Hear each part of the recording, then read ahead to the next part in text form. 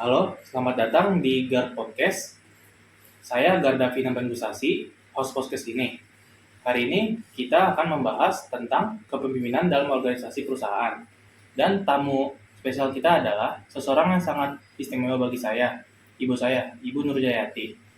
Ibu saya memiliki pengalaman panjang sebagai pemimpin di Le Méridien Hotel, eh, dan kita akan mendengarkan berbagai pandangan serta pengalamannya yang pasti menarik.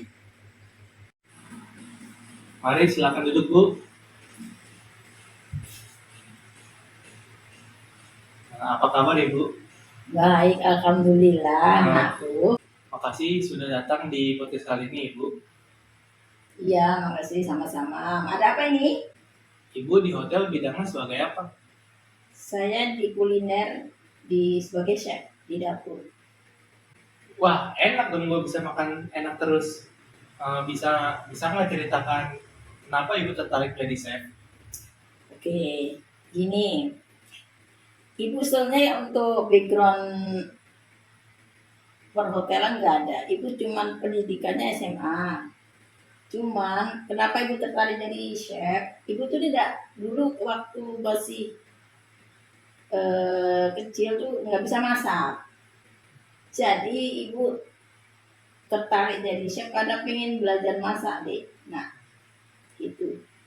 Dan ibu masuk hotel itu tahun bulan Agustus 1991. Masih ya sampai tahun 2017 ibu pensiun. Jadi kurang lebih 26 tahun ibu kerja di hotel sebagai chef. Oh gitu ya. Kalau boleh tahu, jabatan Ibu di hotel Le Méridien apa? Saya sebagai sosep. Chef itu apa ya? Sosep kalau di perkantoran tuh level manager ya. Manager. Sebagai chef, berarti Ibu memiliki staff dan juga memiliki jiwa kepemimpinan dong. Harus itu. Kemudian sebagai chef, skill apa yang harus dikuasai selain memasak? Ya banyak. Ya pertama sih administrasi ya. Kita harus minimal harus tahu komputer untuk bikin order, misalnya ke purchasing, bikin barang kan sekarang serba online. Dan kedua apa ya, operasional cooking, karena sebagai tukang masak ya tetap harus bisa masak. Sesekali kita turun ke lapangan ngecek staf yang lagi masak, tes ngetes masakan. Nah yang ketiga leadership, ini sangat penting untuk mengorganize anak buah, terus ngecek schedule juga gitu. Itu sih harus minimal harus bisa itu. Oke. Kan di hotel pasti ada suka dan duka. Ada hal paling berkesan nggak yang Ibu ingat? Banyak nak. Kalau momen berkesan tuh sebagai orang tukang masak, kalau kita bikin menu dan rasanya enak, terus tamu memuji itu suatu kebanggaan, senang banget.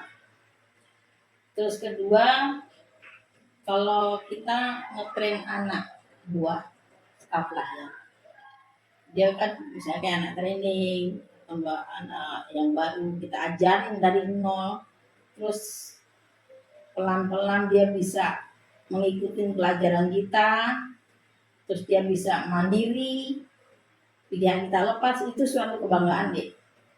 Seneng banget kalau kita punya anak buah yang udah bisa dilepas dan mandiri. Itu yang sangat berkesan. Ibu menganut filosofi apa untuk sebuah makanan?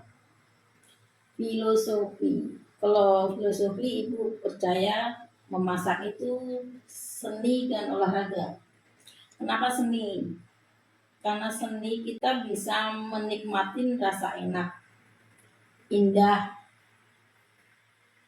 dan olahraga karena aktivitas memasak itu kita gerak ya, Iya. mengolah seluruh tubuh. Makanya memasaklah dengan senang, dengan bahagia, karena akan menghasilkan makanan yang enak. Gitu. Oh gitu ya. Ya. Ibu kan memiliki staf yang banyak dan karakternya beda-beda setiap stafnya. Gaya kepemimpinan apa yang ibu gunakan? Oke, ibu pakai demokratis ya, gaya demokratis, friendly dan tegas. Artinya gini, ibu selalu melibatkan anak buah ibu dalam menyelesaikan tugas. Mereka diajak diskusi, ide-ide mereka saya tampung, kemudian kita kerja bareng. Jadi segala ide dia dan eh, kreativitas mereka kita hargai gitu. Dan tidak lupa kita pun harus tegas, harus berusaha anggap mereka itu teman kita. Jadi tidak ada jurang antara atasan dan bawahan gitu. Jadi itu yang bikin mereka tuh nyaman juga. Itu enak. Apa ada punishment atau reward untuk staff yang rajin dan malas? Tentu ada. Untuk yang malas ya kita kasih punishmentnya ya warning, teguran dulu lah, lisan. Kalau nggak sekali dua kali ini ya warning paper. Dan kalau yang rajin kita pasti kasih reward, kasih apresiasi, yaitu biasanya sih nanti kasih intensif digaji, ya ada penambahan apresiasi gaji lah, intensif. Kan kalau kerja pasti nggak akan selalu mulus. Apa ada tantangannya nggak, Bu? Banyak. Kalau tantangan itu ya pasti semua ada, tapi kan udah bisa ada solusinya juga. Biasanya sih pertama tuh komunikasi, komunikasi dua arah. Karena kita hotel itu kan ada 3 shift. Kita biasakan setiap pagi itu kita ada briefing. Si pagi itu briefing. Ada pesan-pesan apa, terus ada agenda apa, kita tulis. Dan biasanya kita tulisnya di whiteboard. Hasil dari briefing itu kita tulis di whiteboard. Nah, untuk sorenya kan ada si dua datang tuh, kita brief lagi, pertemukan dari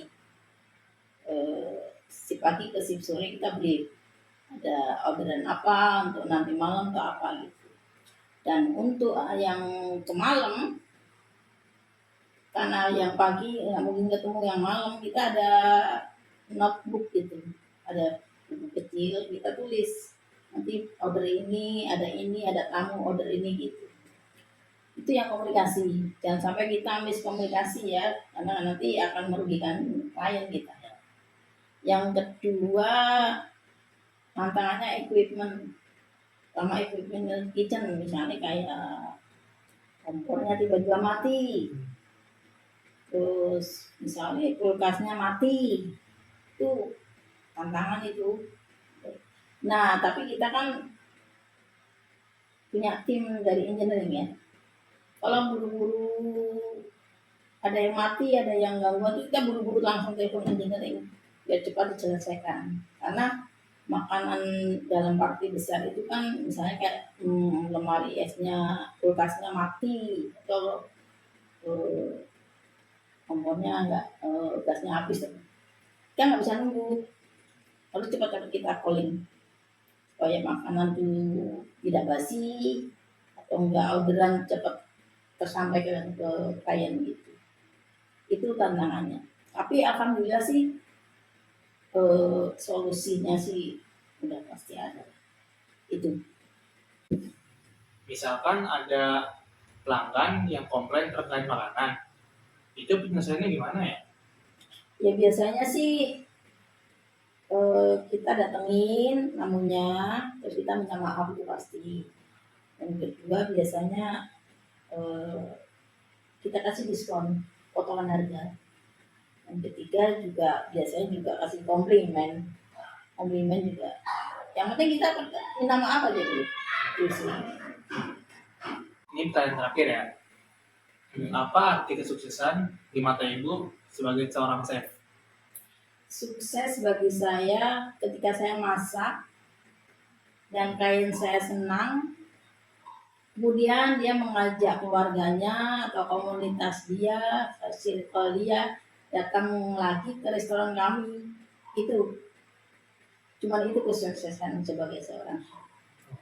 Itu. Untuk sebagai penutup, beri sarannya dong Bu untuk anak zaman sekarang generasi Z yang bercita-cita untuk menjadi pemimpin di masa depan.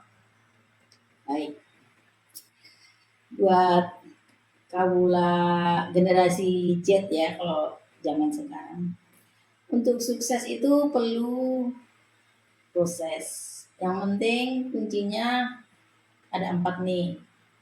Yang kalau mau diikutin pasti insya Allah. Pertama jujur, berintegritas. Kita harus jujur kerja. Terus kedua teamwork. Teamwork itu sangat perlu. Kompak dengan antar teman. Ketiga, beradaptasi, belajar terus karena cooking is life, dia akan berkembang terus mengikuti zaman. Makanan itu akan banyak variasi. Dan yang keempat, loyalitas sama perusahaan. Itu sih saran saya. Mudah-mudahan sih kalau diikutin insya Allah sukses. Itu Nagada. Ya. Terima kasih banyak Ibu atas waktu dan cerita yang luar biasa ini. Saya yakin para pendengar akan mendapatkan inspirasi dari pengalaman Ibu. Terima kasih sama-sama.